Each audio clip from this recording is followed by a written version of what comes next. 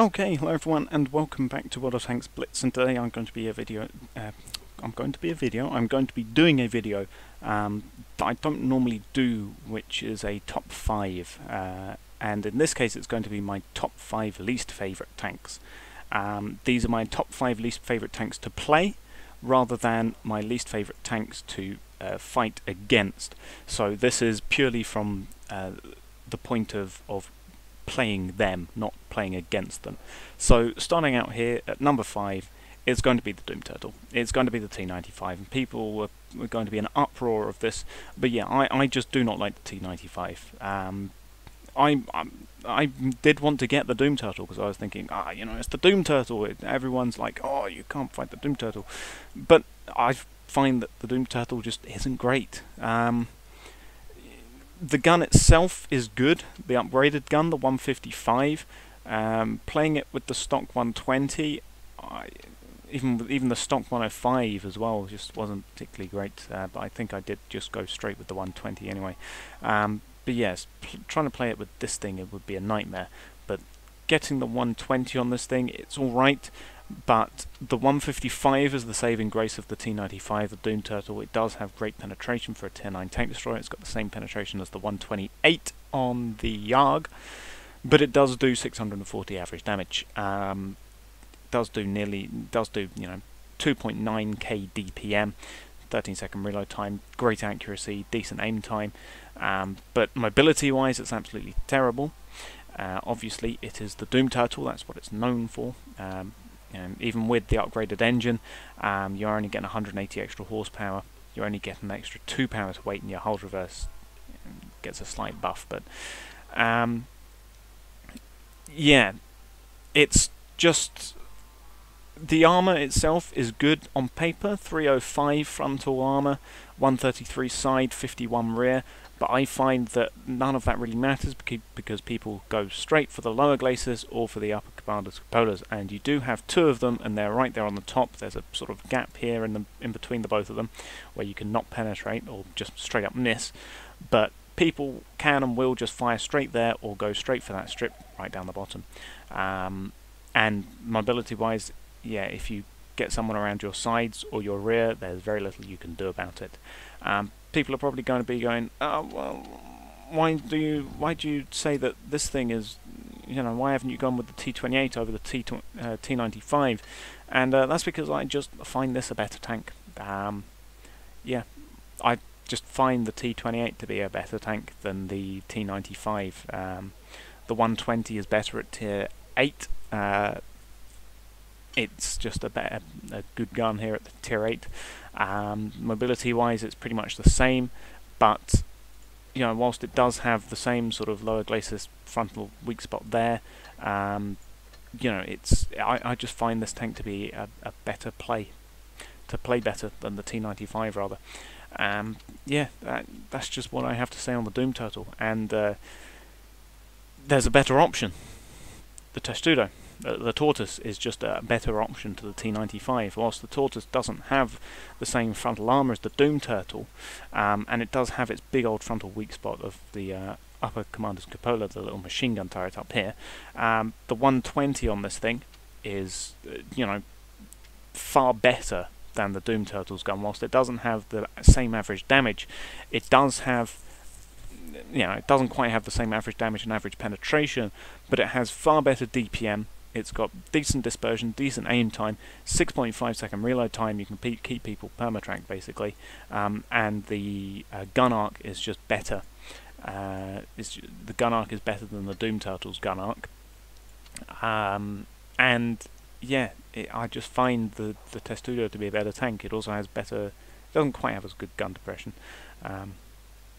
but yeah, I just find the Doom Turtle to not be as good as the British offering of the Tortoise. If you want to go for the 110E4, the 110E3, then that's fine. But I just find that the Doom Turtle just isn't particularly great as a tank. I just don't particularly like it. But yeah, that is my number 5 spot. My number 4 spot is being taken by this thing, the FV215B, the British Tier 10 heavy tank.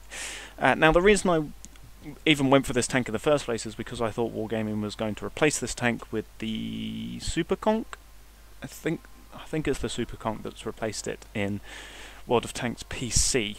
But yeah, I thought they were going to replace it with the Super Conch, so I was like, well, I want to get the 215B at least before that happens. As it is, as you can see, it's still here as the Tier 10 heavy tank, so there was no rush for it apparently. But yeah, I do not like the 215B. The reason for that, the armour is not particularly great.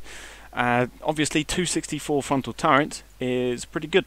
You know, right here the gun mantlet, you know, that's a lot of armour to get through. The turret is sloped. You know, the commander's cupola, technically a weak spot, but it's still pretty hard to get to. But the frontal hull though, 140 front, it is sloped to a pretty decent degree, but it's generally not enough to stop Tier 10 shells from getting straight through it. And even if it was really thick armour, massive lower glacis.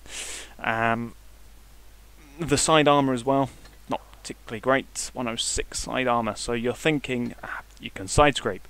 Not with that armour, not at Tier 10. That armour, if you're not careful with it, 106 mils of side armour, if you're not angling it at a very steep angle, it'll go straight through. Tier 10 guns will go straight through that. And it is rear turreted, which means that it's got absolutely no forward gun depression. Yeah, absolutely no forward gun depression at all. Over the sides and over the rear, decent, but actually going frontal on, not so decent. It does mean that you can sort of reverse around and sort of get shots pretty easily because you are, like I say, rear turreted rather than mid turreted. But when you don't have the armour to really poke out like that, that's the problem. The saving grace of the 215B though is the gun. The 120mm on this thing is really good. Decent average pen, decent damage, good accuracy, 0.31 accuracy, and 3 seconds aim time makes this thing a laser gun really. Because yeah, if you're shooting at something, you can aim at it pretty quickly, and you can generally hit it when you fire. And the reload time as well is not that bad, 7.76 second reload time. However, yeah, the gun is the only saving grace of 215B. It's decently mobile, you know, 28 kilometers an hour average speed, which is not too bad. Turret reverse and hull reverse, which is nah. But average speed, pound to weight, it's all alright. But for a heavy tank compared to some of the other heavy tanks, at least at Tier 10, it's not particularly great mobility. And yeah, the armour itself, only really the front of the turret. Yeah, if you can get hull down, then that's great. But it's a pretty long tank, and yeah, no forward gun depression. The armour is not great. Everywhere else, the gun is pretty much the only saving grace of this thing. So yeah, that is my number 4 spot, the 215B. My third spot is the Mark 9 Valentine. Yeah, never liked the Mark 9 Valentine. For a Tier 4 tank, it's alright, but it's nothing particularly too great. Turret armour-wise is good. The armour is the saving grace of this thing, the Valley. 65 frontal turret, 60 rear, 60 side, 65 rear, 60 all round on the hull, which is great. Yeah, the armour itself, good. Yeah, the Matilda armour, for example, is the pinnacle of Tier 4 protection. And then you've got things like the DW2, which has got 68 frontal hull and all of that, and then of course the B1 and the Panzer B2, which have got 65 frontal hull. You know, for a Tier 4 light tank, technically, that's really good armour. And the armour is the good thing about the Valentine. The problems is sort of everything else. It's pretty slow. It's a Valentine. It's an infantry tank. That's how British tank doctrine is. But even so, yeah, mobility-wise, not particularly great. And the gun as well. Technically, the gun is alright. This is a Mark 5 quick-fire 6-pounder gun, which means it does have 130 mils of pen, which is really good at Tier 4. 90 average damage, and the big problem though is the 5.28 second reload time, which for 90 damage is not particularly great. That is a 57mm gun. Something like the B1 I think has got 40mm gun. and that reloads in 4.37 seconds, and it does pretty much similar damage. It doesn't quite have the same average pen as the Valley, but even so, for a similar caliber gun, yeah, it's still pretty slow reload time. Literally everything I have here has got a 76mm gun. Why? The Covenanter's got a pom-pom, so I can't really use that. Or, not a pom-pom rather, but the M5 has got like a 37mm or something, so that can't really be compared to. Probably a 47mm actually, looking at that. 90mm of 90 average pen, 4.76 second reload time. Yeah, what's this DPM?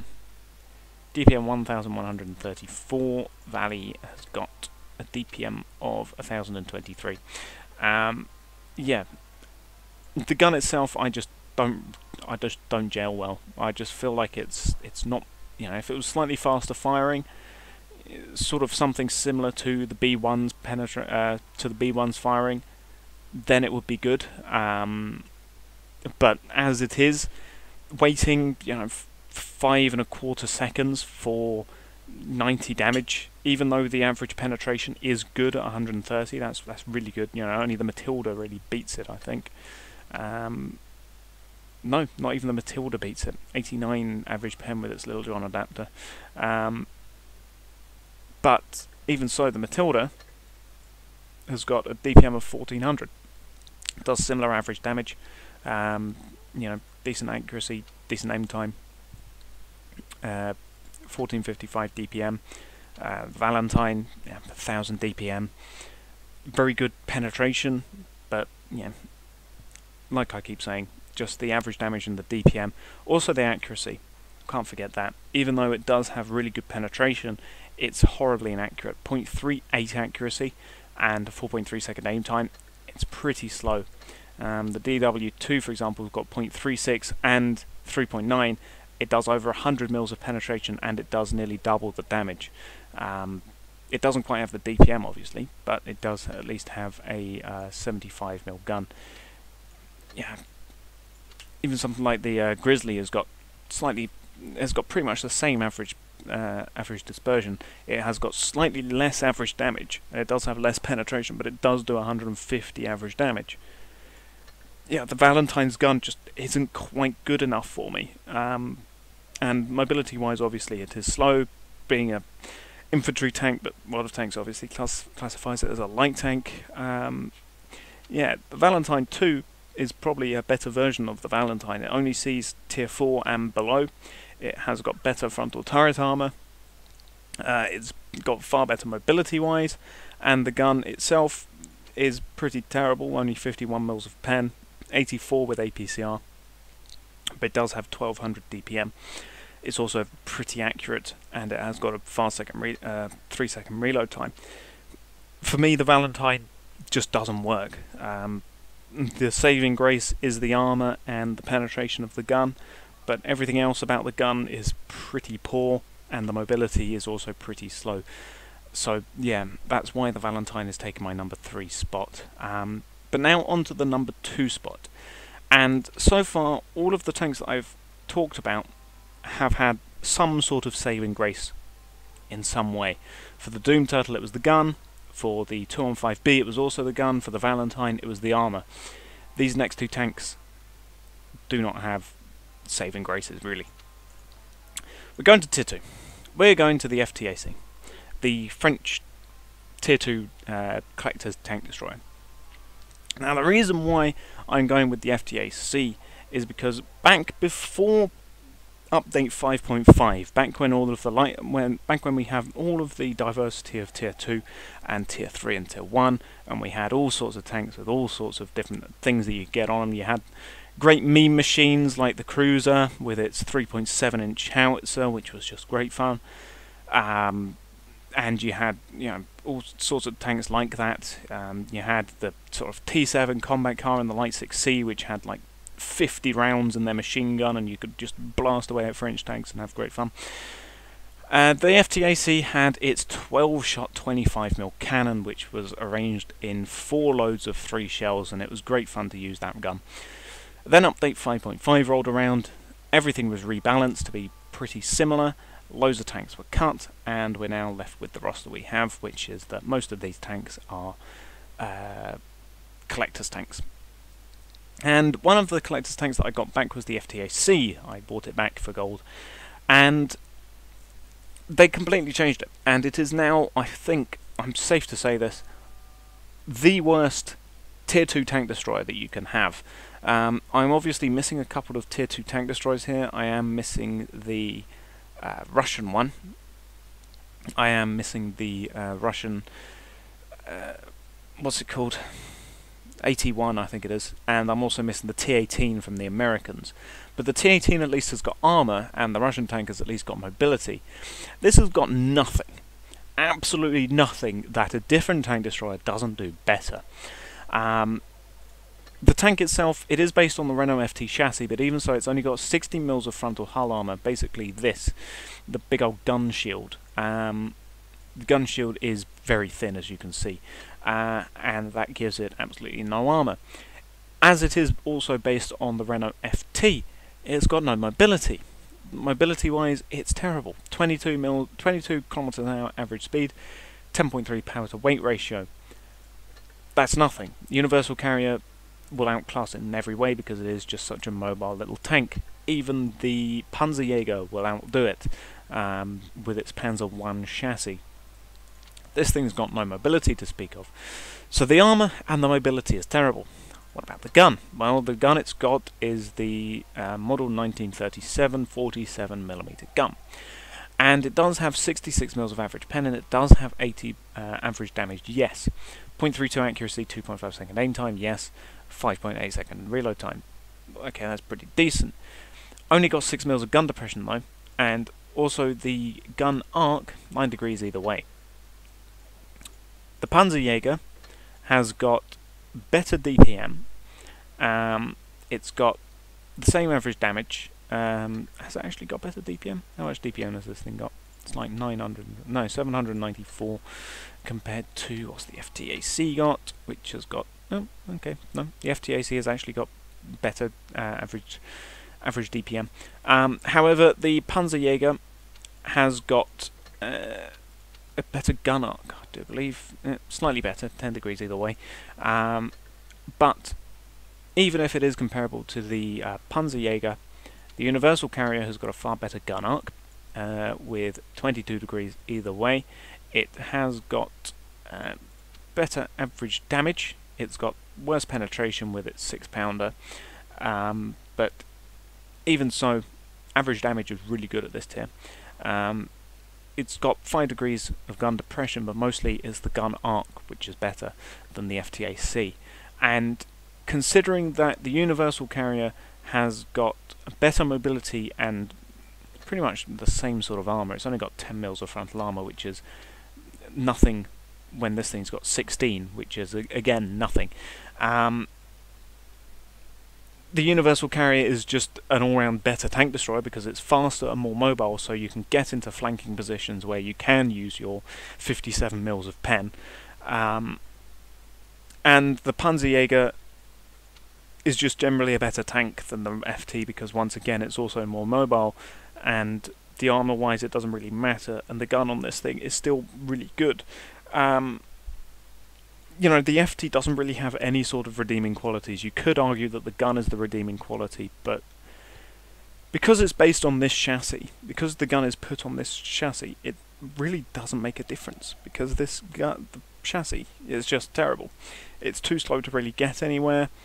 The gun arc is absolutely terrible from within this gun shield. The gun itself is decent, but it could be better based on the poor parts of this tank, which is basically all of it. So yeah, generally there are just better tank destroyers out there at tier 2 which are more fun to play and have better results than the FTAC. So yeah, that is my tier 2 pick. Now I do believe I have some honourable mentions that I'll just do. The first of which, keeping at tier 2, is going to be the medium 2. Not so much the medium 3, because the medium 3 does at least have a decent gun. But medium 2, it's got absolutely no armour, it's a massive target, it's got very little gun depression. Mobility wise it's not that great, and the gun, whilst it does have good penetration and damage, the gun does have a 6.69 second reload time, which yeah, when you're a massive pinata with absolutely no armour, that's a bit of a problem. Whilst I do still take it out occasionally, the gun itself is alright. It's a pretty big meme, but generally though, it's just not a good tank to drive. And it's the same sort of story with the Medium 3, except the Medium 3 actually has pretty decent mobility, and the gun itself is very rapid firing for the same 70 average damage and 65 mils of average pen. That's pretty decent. The tank itself is still not particularly great, but I wouldn't say it's a tank that I actively greatly dislike. Next honourable mention, Type T34. Yeah, it's not particularly bad in most aspects. It's just really the gun side over the regular T34. Generally, it's sort of got the same sort of mobility as the T34 and the same armour as the T34, and the gun in some aspects is better, but mostly the crippling thing of this thing is the gun depression, which is that it has very little gun depression with this gun, 5 degrees of gun depression, which doesn't sound like it's too bad, but when you play the tank, and there's so many shots that you could make with a different tank, but you can't because you only have 5 degrees of gun depression, it's pretty horrible to have to try and deal with that. Yeah, it doesn't really matter which turret or which gun you use, because they've all only got 5 degrees of gun depression, which is the most crippling thing of this thing. You know, the gun can do a lot of damage because it is rapid firing, even if it's not quite as high alpha damage as I like from a gun. But yeah, it's not a particularly bad tank in most aspects. It's just the gun which I really dislike about this tank. IS-2SH is another one. I just really do not like this tank. Technically, the tank is alright, 170 frontal turret, 130 frontal hull. The gun itself as well, 1900 DPM, 221 average pen with AP, APCR as standard, 270 with heat. That's pretty good, you know, pretty decent average damage, 7 degrees of gun depression, but it's sort of the same sort of story as the FV215B, which is that the armor-wise, technically it's alright, but in practice I struggle to make it work, although that could just be me once again. And you know, the gun is good, but in other aspects it's not good. You know, for example, 0.41 accuracy and 5.3 second aim time, which is yeah, that's a Russian 122 for you. But yeah, average pen and all that is good. Technically, the tank is alright, mobility-wise as well. It's not too bad, but I just do not like generally driving the IS-2SH. Again, that could just be me. Maybe I just need to play it more. But yeah, generally I just find the IS-2SH to just be a sort of tank. And also the AMX Centre for Disease Control, the CDC. I don't know why. I just do not enjoy driving this tank. I know some people like it, and I know it is, and I know that the Dracula that everyone plays at tier, what's the Drac 7? I believe the Drac 7.